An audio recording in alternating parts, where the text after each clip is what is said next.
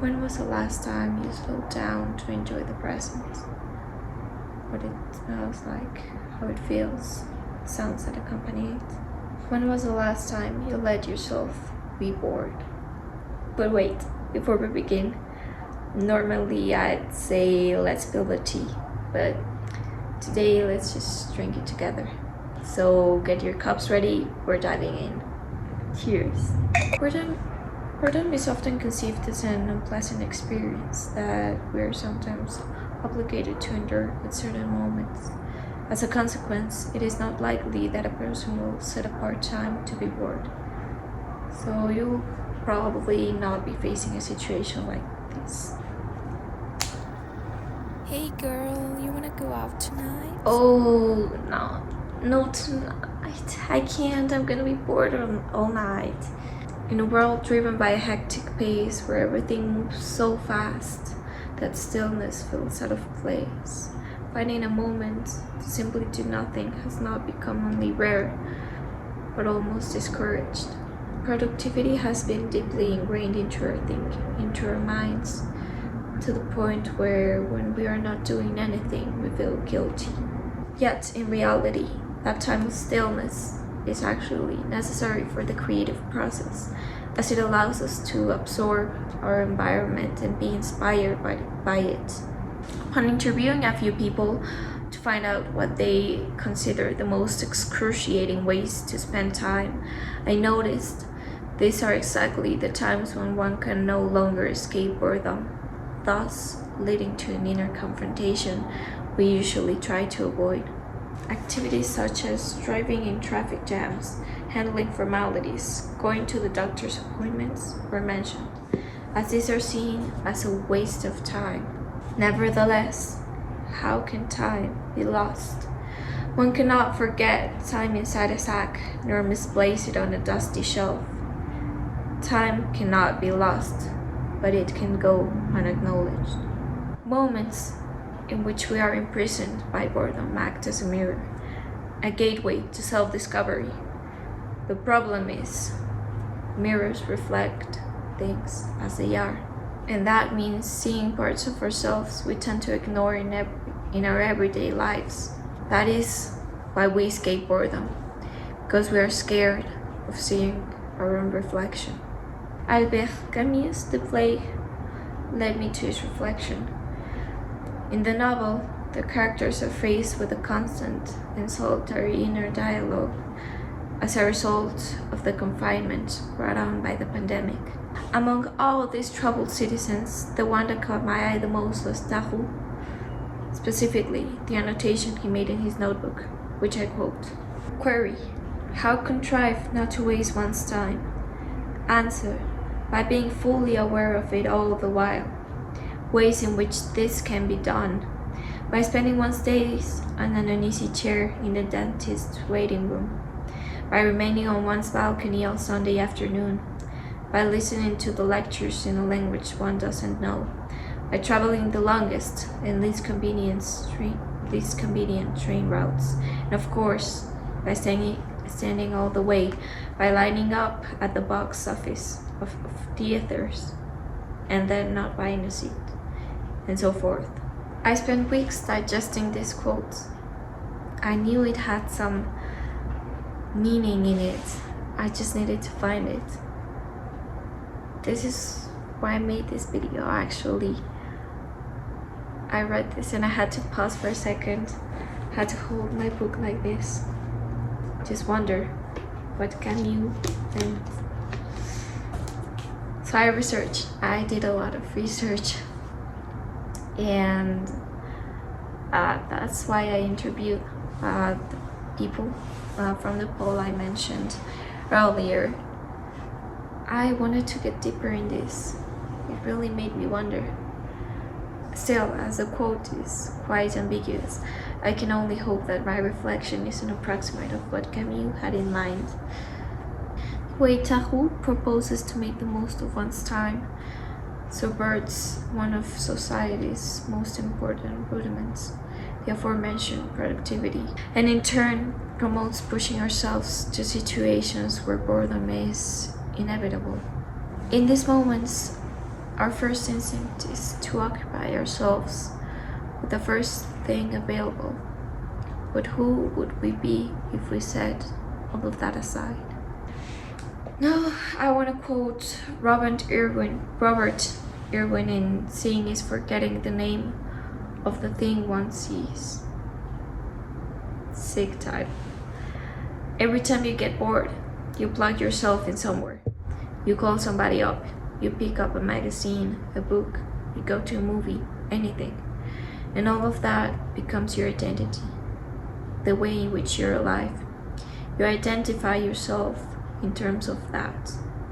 That passage really hit me with the question, who would we be if we could set all of that aside? If we didn't plug ourselves anywhere? If we dare to look inward without filters or noise? Who would we be? I think that's a question I don't have the answer to. But maybe it's something that we have to find out on our own. Who are we? I was thinking actually of conducting a little experiment with this. I wanted to do like my own detox, like living absolutely bored. But yeah, maybe you should try it to get to know yourself without judging. Because when I was doing the interviews, I figured some people don't let themselves like spend time alone, because they don't like being with themselves. They don't like being with their own thoughts. This one lady, her answer really shocked me, because I told her, like, had a whole month without doing anything, what would you do? And she told me she would probably when she didn't have when she wasn't doing anything like watching TV or whatever, she would think about her own mistakes that she has done in her life. That really stood out to me. Like yeah, another lady that I interviewed said that her thoughts make her feel like anxious, and that's why she avoids them. I don't believe it's bad. Maybe it's ourselves off-putting the imminent truth. I don't know.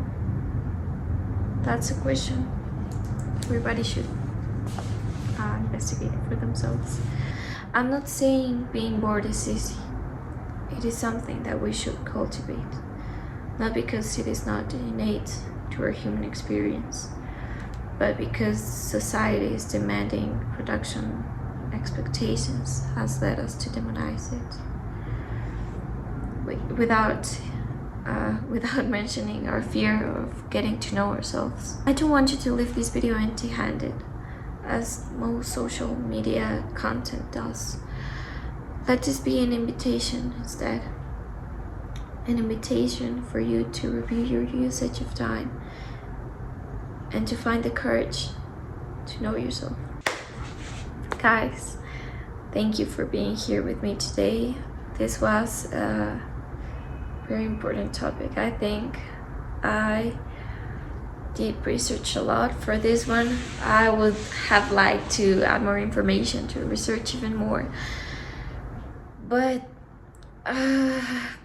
it can't. The video can be that long. Although if you want longer videos, you can just tell me in the description. Like, I would love to do them actually. I just last video was like 25 minutes long, so I tried to just make this really easy to digest. Well, maybe not easy to digest, but at least shorter. I think a very serious rabbit hole that that I started getting in when I when I was researching for this video, and I was like, this is so good. I wish I could do a longer video because this is like so much information, things that I never considered in my life. And really, when I started it, it kind of felt like I was getting nowhere, because it all started with the Camus, the Tarrou quote. And I was like, this is so serious, I need to get more out of this, but I don't know where to start. So I started interviewing people, finding out what they thought about it. Then I made a script, and I hated the script, so I remade the script and I hated it again. It just felt like I was getting nowhere. And then I just got like really inspired. I found out about this guy, Robert Darwin, and about seeing is forgetting the name of the thing one sees. I don't know if I got it right. Such an amazing book. Well, anyways, I don't forget to check the description if you want to know my links, my contacts, and also where I got inspired from, of course. And if you like content like this, please feel free to subscribe, leave a comment, and like down below. Guys, your comments really mean the world to me, and if you could like the video and subscribe, it would be amazing, because I really put a lot of effort in my videos, and it's nice to be recognized by people that like your content. So without further ado, thank you guys, and I hope to see you next video. Also, leave suggestions down below. If you want a video, I can make it about whatever you want, or if you want a longer video, just comment down below. Okay, bye guys.